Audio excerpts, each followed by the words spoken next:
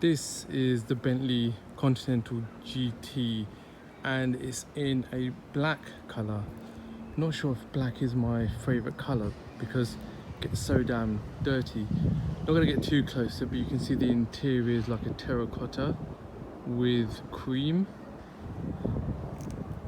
Got the nice wheels. Now moving to the back, you can recognize it's the actual V8 model because it's got the red Bentley badge and it's got the twin or the quad exhaust tips.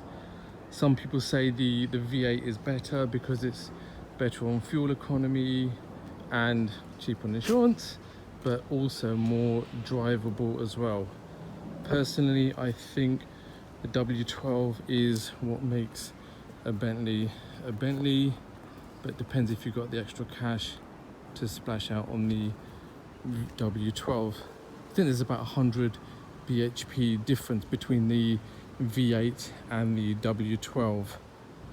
Torque as well, but on paper the performance is pretty good, and this is a really nice one, 2015 V8 model as per the red badge and the quad exhaust.